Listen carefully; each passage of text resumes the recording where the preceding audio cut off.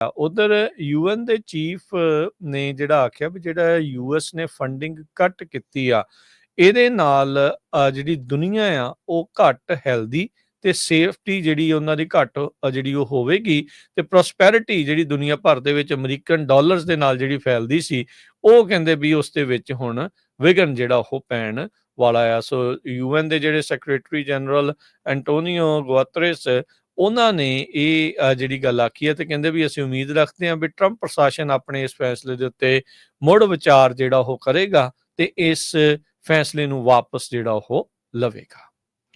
ਸੋ ਬਿਲਕੁਲ New York Times ਵੀ report ਕਰ ਰਿਹਾ ਕਿ ਯੂਐਸ ਨੇ ਉਹ ਸਾਰੀਆਂ ਫੰਡਿੰਗ ਟਰਮੀਨੇਟ ਜਾਨੀ ਕਿ ਖਤਮ ਕਰ ਦਿੱਤੀਆਂ ਜੋ ਕਿ polio, HIV, malaria nutrition program ਦੇ ਲਈ ਪੂਰੀ ਦੁਨੀਆ ਦੇ ਵਿੱਚ ਵਰਤੀਆਂ ਜਾਂਦੀਆਂ ਸੀਗੀਆਂ। 5800 ਦੇ ਕਰੀਬ ਕੰਟਰੈਕਟਸ ਟਰੰਪ ਦੇ ਐਡਮਿਨਿਸਟ੍ਰੇਸ਼ਨ ਨੇ ਪਿਛਲੇ ਹਫ਼ਤੇ ਜੋ ਆ ਉਹ ਕੈਂਸਲ ਕਰ ਦਿੱਤੇ ਹੈਗੇ ਆ।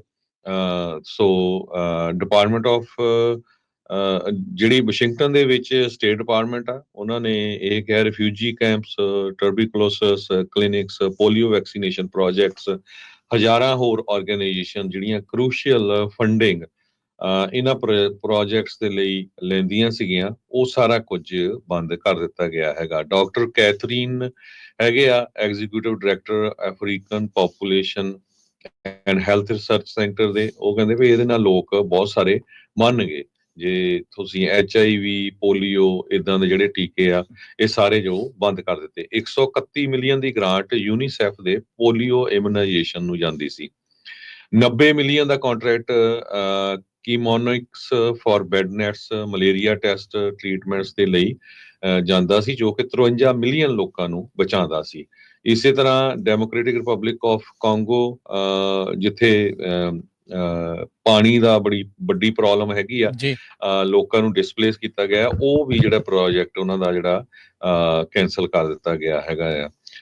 ਗਲੋਬਲ ਡਰੱਗ ਫੈਸਿਲਿਟੀ ਇਹ ਕੈਂਸਲ ਕਰ ਦਿੱਤੇ ਗਏ ਆ। HIV ਕੇਅਰ ਟ੍ਰੀਟਮੈਂਟ ਪ੍ਰੋਜੈਕਟਸ ਜਿਹਨੂੰ ਐਲਿਜ਼ਾਬੈਥ ਗਲੇਜ਼ਰ ਪੀਡੀਆਟ੍ਰਿਕ ਏਡ ਫਾਊਂਡੇਸ਼ਨ ਚਲਾਉਂਦੀ ਸੀ, ਕਹਿੰਦੇ ਵੀ 3.5 ਲੱਖ ਦੇ ਕਰੀਬ ਲੋਕ ਤੰਜ਼ਾਨੀਆ ਦੇ ਵਿੱਚ ਹੋਰ ਮੁਲਕਾਂ 'ਚ ਸੀ, ਉਹ ਸਾਰੇ ਪ੍ਰੋਜੈਕਟ ਬੰਦ ਹੋਏ ਆ। ਇਸੇ ਤਰ੍ਹਾਂ ਯੁਗਾਂਡਾ ਦੇ ਵਿੱਚ ਵੱਖ-ਵੱਖ 87 ਸ਼ੈਲਟਰ ਸੀਗੇ। ਸਾਊਥ ਅਫਰੀਕਾ ਦੇ ਵਿੱਚ ਜਿਹੜੇ ਡੋਮੈਸਟਿਕ ਵਾਇਲੈਂਸ ਦੀਆਂ ਬੀਬੀਆਂ ਆ ਉਹਨਾਂ ਦੇ ਲਈ 33,000 ਦੇ ਕਰੀਬ ਜੋ ਲੇਡੀਜ਼ ਉੱਥੇ ਰਹਿੰਦੀਆਂ, ਉਹ ਪ੍ਰੋਜੈਕਟ ਜਿਹੜੇ ਆ ਬੰਦ ਕੀਤੇ ਗਏ ਆ। ਵੱਖ-ਵੱਖ ਦੁਨੀਆ ਦੇ ਵਿੱਚ ਜਿਹੜੇ ਇਹ ਪ੍ਰੋਜੈਕਟ ਆ ਬਿਲੀਅਨਸ ਆਫ ਡਾਲਰ ਦੇ, ਹੁਣ ਉਹ ਬੰਦ ਕਰ ਦਿੱਤੇ ਗਏ ਹੈਗੇ। ਬਿਲਕੁਲ USAID ਦੇ ਵੀ ਜਿਹੜੇ ਪ੍ਰੋਜੈਕਟ ਆ ਉਹ ਬੰਦ ਹੋਣ ਤੋਂ ਬਾਅਦ 'ਚ ਇੱਥੇ ਵੀ ਜਿਹੜਾ ਹਰਜੋਤ ਸਿੰਘ ਜੀ ਕਈ ਜਿਹੜਾ ਸਮਾਨ ਬਣਾ ਕੇ, ਚਾਹੇ ਉਹ ਰਾਸ਼ੀ ਸੀਗੀ, ਚਾਹੇ ਉਹ ਫੂਡ ਸੀਗਾ, ਉਹ ਬਹੁਤ ਸਾਰੀਆਂ ਅਮਰੀਕਨ ਕੰਪਨੀਆਂ ਦਾ ਬਣ ਕੇ ਵੀ ਜਾਂਦਾ ਸੀ। ਸੋ ਉਹਨਾਂ ਦੇ ਵੀ ਕੰਟਰੈਕਟ ਬੰਦ ਹੋ ਗਏ ਆ। ਸੋ ਉੱਧਰ ਵੀ ਅਸਰ ਜਿਹੜਾ ਉਹ ਪਿਆ ਆ।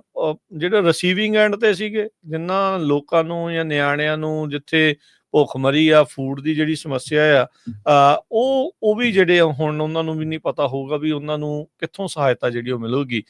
ਮੁੜ ਦੁਬਾਰਾ ਇਸ ਦੇ ਵਿੱਚ ਸਟ੍ਰੀਮਲਾਈਨ ਕਰਕੇ ਕੀ ਟਰੰਪ ਪ੍ਰਸ਼ਾਸਨ ਦੁਬਾਰਾ ਇਹਨਾਂ ਨੂੰ ਚਾਲੂ ਕਰਦਾ ਜਾਂ ਪੱਕੇ ਤੌਰ ਤੇ ਇਸ ਨੂੰ ਬੰਦ ਰੱਖਿਆ ਜਾਊਗਾ, ਇਹ ਜਿਹੜੀ ਹੁਣ ਇੱਕ ਵੱਡੀ ਜਿਹੜੀ ਬਹਿਸ ਜਾਂ ਗੱਲਬਾਤ ਆ ਉਹ ਚੱਲ ਰਹੀ ਹੈਗੀ ਆ।